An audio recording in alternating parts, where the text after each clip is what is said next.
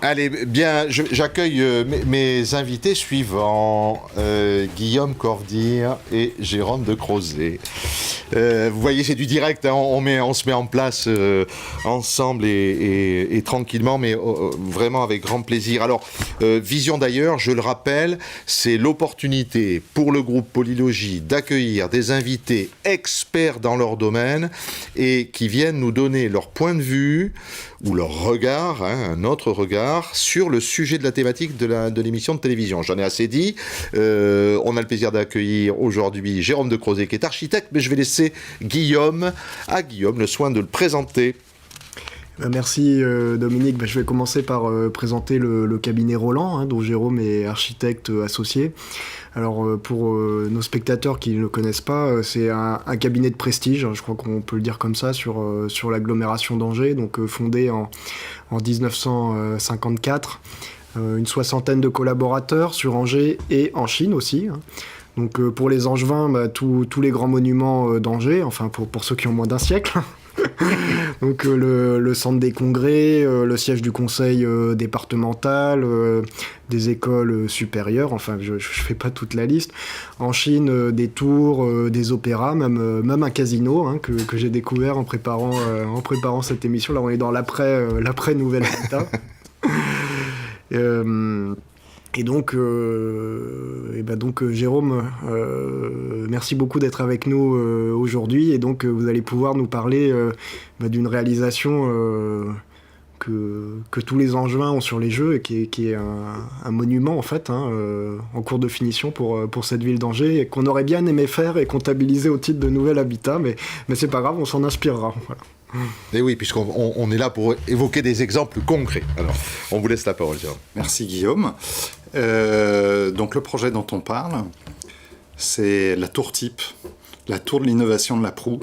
Et c'est un projet qui abrite un programme mixte dans lequel il y a une résidence jeunes actifs, un immeuble de logement un peu plus classique destiné aux futurs occupants, abritant une cinquantaine de logements, ainsi qu'un lieu tertiaire qui incarne les nouveaux lieux de travail d'une certaine façon, puisqu'il est géré par une société qui s'appelle Digital Village et qui a organisé ce lieu autour d'un coworking, d'un Fab Lab, de bureaux à louer, un peu plus classiques, de lieux de détente et de restauration ouverts et à destination bien évidemment des occupants, mais aussi de l'extérieur. Donc c'est un projet qui intègre une programmation mixte. Le site de ce projet, alors on le voit à l'écran, il est en balcon sur un rond-point qui est assez important puisqu'il est situé sur un axe important dans la ville d'Angers. Balcon qui lui-même, rond-point, pardon, qui lui-même est en balcon justement sur la rivière qui traverse la ville d'Angers en promontoire. Il domine la rivière d'une vingtaine de mètres.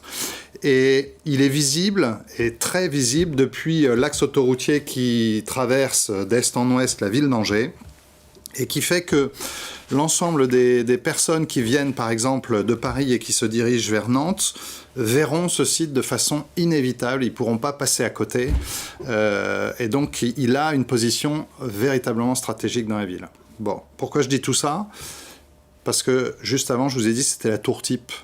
Donc, on a, dans le cadre de ce projet, qui est le fruit d'un concours gagné, je ne l'ai pas dit, mais concours gagné, Imagine Angers, c'était un concours inspiré du concours organisé par la ville de Paris, Réinventer Paris, qui permettait à des promoteurs, des architectes, des paysagistes de travailler de façon assez libre sur un site qui était mis à leur disposition.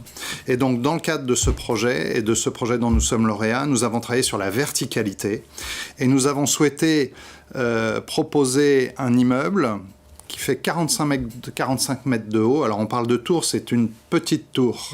Hein. Mais nous avons souhaité que cet immeuble exprime une verticalité assez forte dans son expression architecturale, comme c'est le cas en fait dans les villes et dans toutes les villes françaises, comme c'est le cas, en tout cas cette verticalité existe au travers des monuments religieux, les clochers, tout simplement, qui sont difficiles à rivaliser. C'est difficile de rivaliser avec eux, compte tenu de l'élancement qu'ils ont la plupart du temps. Les édifices militaires, parfois. À Angers, vous avez la tour du Moulin, qui est une des 17 tours du château de la ville d'Angers, qui est aussi une tour qui domine le paysage. Et donc là, nous avons souhaité créer dans cet immeuble une résidence jeunes actifs, nous avons souhaité mettre la jeunesse dans cet immeuble pour que cette verticalité qui va symboliser d'une certaine façon l'entrée de la ville d'Angers et qui va symboliser ce qu'est la ville d'Angers pour un certain nombre de gens qui traversent la ville sans s'y arrêter. Donc nous avons trouvé que le symbole était beau d'y mettre la jeunesse, porteuse d'avenir et d'élan et d'enthousiasme. Et donc c'était important pour nous de travailler sur cette thématique-là. Alors on voit sur cette image que cette tour, elle est enveloppée d'un exosquelette. Donc c'est une structure extérieure qui est en béton blanc, qui est teintée dans la masse, qui fait l'objet d'un traitement à l'oxyde de titane pour éviter de se salir. Donc il est auto-nettoyant, ce béton. Et cet exosquelette, il exprime une forme irrégulière, mais en tout cas une forme ascendante. Une forme qui monte dans quelque chose d'un peu irrégulier. Et cette forme, elle est directement inspirée du lieu, elle répond à un contexte, à une volonté de marquer architecturalement le paysage, et elle est inspirée du lieu parce qu'on est, ce que je disais, on domine la rivière. Et cette rivière qui est au pied de cette tour, elle est accompagnée d'une île de grandes terres inondables qui, au gré des fluctuations de la rivière, laisse découvrir le système racinaire un peu proliférant des arbres qui vont puiser leur nourriture dans le sol. Et donc, c'est un espèce de paysage de mangrove et d'entrelacs de racinaires. Et donc, on voit donc, sur cette image cette structure, cet exosquelette qui vient prendre possession de la tour et caractériser son image. Donc cette tour qui est une tour de logement finalement, elle n'est pas caractérisée par l'empilement de logements, de balcons, de ceci, ou de fenêtres, non. Elle est caractérisée dans sa forme parce qu'on voit à l'image cet exosquelette qui joue avec des jeux d'ombre et avec des contrastes de couleurs et qui se détache et qui met en valeur la verticalité et l'image de cet immeuble. Et pourquoi on l'a fait? Non pas uniquement pour se faire plaisir, mais surtout parce qu'il est là où il est. Il n'aurait pas pu être ailleurs. Il est à l'entrée de la ville d'Angers, posté au bord de la rivière, sur un promontoire. Il va symboliser l'entrée et l'accès à la ville d'Angers. Et donc, il exprime cette verticalité. Et il exprime cette verticalité par une plastique qui est nécessairement très présente pour pouvoir qualifier et caractériser cet immeuble de façon un peu forte. Oui, on le voit sur vos croquis. Hein, voilà, ça ce sont des croquis préliminaires qui datent de l'époque du concours, dans lequel voilà, on avait cette idée de mangrove. Il y avait quelques croquis justement où on avait associé ces images à un dessin un peu stylisé d'une mangrove, enfin d'une photo un peu stylisée.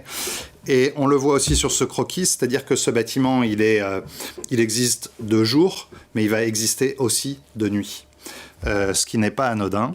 Et donc, il va y avoir aussi un système d'éclairage qui va permettre de créer une forme de contraste, mais très simple, mais qui permettra de le mettre en valeur, en tout cas au moment clé, au moment important. Pas toute la nuit, mais au moment important. C'est interdit, je crois, maintenant. Et oui, c'est mal vu. En tout cas, bravo, et on comprend mieux comment vous avez gagné la pyramide d'or. Hein. Je l'ai vu là sur le slide précédent.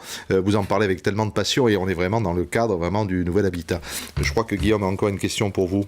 Oui, j'avais une petite question pour vous, Jérôme, parce qu'en dehors de cette émission, donc on a l'habitude de travailler ensemble, hein, puisque je ne l'ai pas dit, mais le cabinet Roland gère les deux plus gros projets de renouvellement urbain de Logis Ouest. Donc on discute régulièrement de choses et d'autres, et moi j'ai souvent été intéressé par votre vision sur la posture du maître d'ouvrage. Alors du coup, je pose un peu la deuxième question philosophique de l'émission, c'est qu'est-ce que ça vous inspire, en fait, le nouvel habitat pour un groupe comme Polylogis en tant que posture de maître d'ouvrage? Alors, le nouvel habitat, moi, ce que je vois, c'est qu'aujourd'hui, l'habitat, le logement, c'est le fruit d'un carcan réglementaire, de contraintes souvent très fortes liées à des collectivités locales. C'est le fruit d'un nombre de demandes venant de toutes parts incroyables, qui font qu'à la fin, l'habitat, c'est un catalogue, quoi.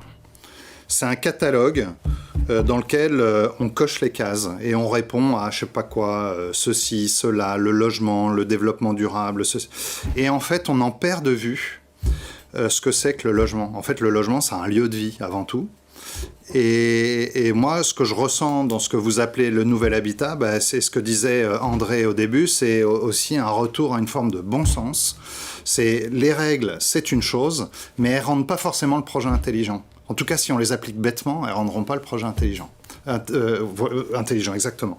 Donc, du coup, moi, je pense que cette idée de nouvel habitat, c'est ça, quoi. C'est essayer de décloisonner un peu les choses, de prendre un peu de recul et de se dire, voilà, la personne centrale dans l'habitat, c'est l'habitant. C'est les gens qui vont y vivre à tous âges, dans toutes conditions.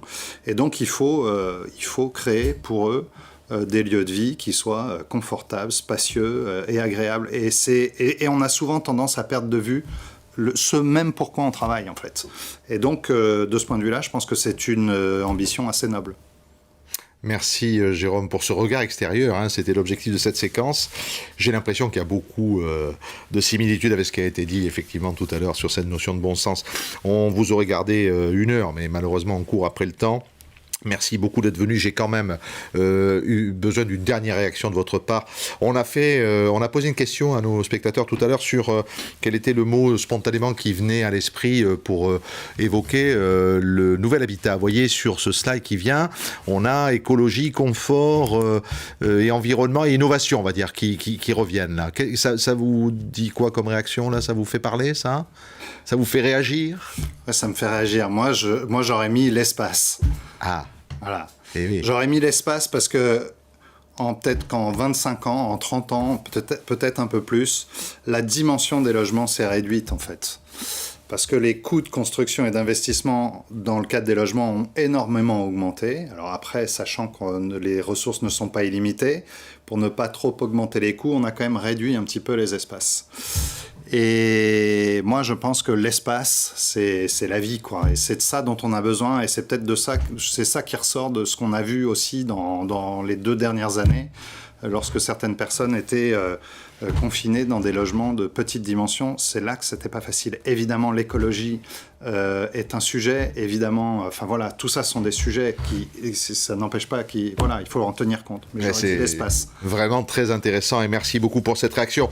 Merci 1000 fois d'être venu, d'avoir accepté d'être le premier invité de télévision.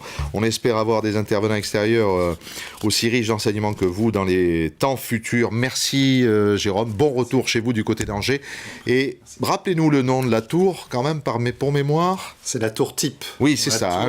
L'innovation de la proue. Ouais. Merci infiniment. On se retrouve après un générique pour une phase de conclusion avec Karine Julien-Elkaïm et Guillaume Kovdir que je garde avec moi. Merci Jérôme, à très vite.